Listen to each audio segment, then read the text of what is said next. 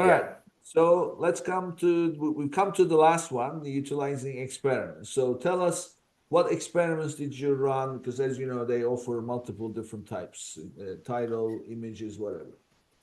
Yeah, so Amazon has a couple. So for folks that know or don't know, Amazon has a couple of ways to experiment with your content to do, what's commonly known as A/B testing, and they call it that as well, which is to test sort of one version of product positioning against another and react based on the results. And so these things let you do things like change your product titles, description of products, bullets, images, even pricing. There's some nuances to whether you have to do these one at a time. In other words, if I have a given product, I can test the A version of that and the B, but not at the same time on Amazon. But depending on your brand registry setup and whatnot, there are options which Amazon calls managed experiments, which let you do simultaneous testing. So sort of depends on whatever works for you and whether you're a brand or a reseller or whether your brand is registered. That's very important there.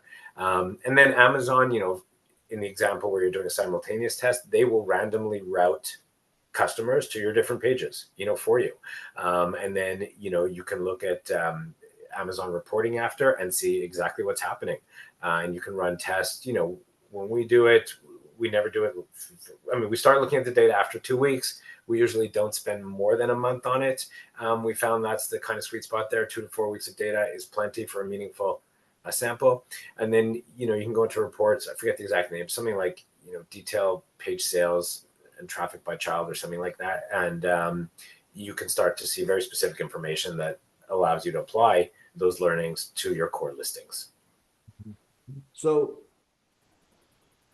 the manual way of doing tests is you capture your data at the beginning and then you run whatever, allow enough period of time to pass with whatever content you are testing with, and then you capture the data again and you compare. There's a few things that I always say is, do not change too many things at the same time. Yeah. Change one thing at a time. Number one. Number two, always take enough data. In other words, the experiment you can't learn anything in 3 days. So you will have early indicators, of course, but doesn't mean anything. So give it enough time, a minimum of 3 weeks, if not a little bit more. But Amazon, what you mentioned with brand registry, manage experiments, will do that for you. You don't have to do anything. And they will, in fact, show the stats in terms of A version versus B version. And here is what A got, here is what B got, and this one is better. So my question to you is, I'm assuming you use the manage experiments feature, right? So my question to you is, do you run an experiment and then see a winning option and stick with it, or do you keep running it? So are you asking if we're always managing an experiment? Yeah. So in other words, you let's say that you're Good. gonna test two different versions of this the title. You run the experiment, and the version one is doing much better. So you say, okay, we'll stick with this one, and then that's the end of the experiment. Yeah. Or do you say, okay, let's take that one, and now let's create another one, and then keep on going. What is your Yeah. methodology?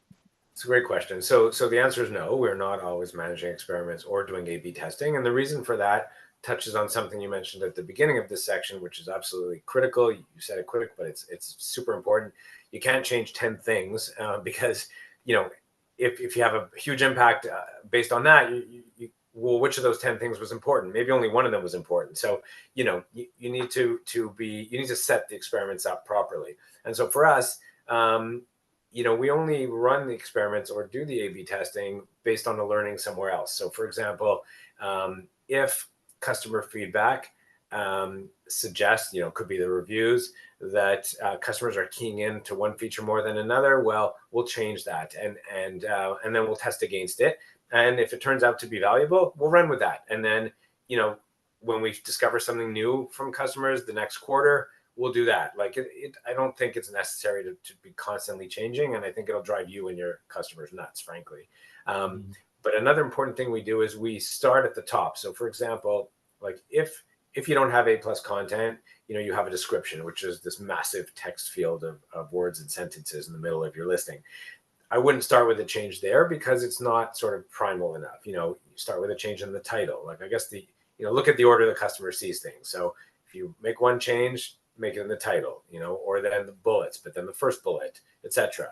And so that's how we do it. We try and make it at the top wherever we can, and we don't do it, more than once a quarter unless something really meaningful is learned. And in the same vein as my initial comments on customer emotions, you can do polling on other platforms that influence your Amazon listing. So you have 2 versions of a product. You want to know what folks think? Post that on Instagram. Ask them somewhere. Like you'd be surprised at how responsive your customers and potential customers are. And based on that feedback, that might influence your A/B testing. So don't only, you can take information from other platforms in order to influence your A/B testing and manage experiments on Amazon. Yeah. I mean, the true Picful. Do you ever use Picful? Which one? Picful. No, but I've read about them recently, but I haven't tried it. Oh, I recommend it to everybody. Picful is so easy. You can create. This is not expensive either. It's like as low, but you create your own poll. You create your own audience, and then you put the question, and within few hours you have an idea exactly. And the only thing is, it's a do-it-yourself thing. So sure, you can learn things by trial and error, but some things can be dangerous. So how to ask the question is so important.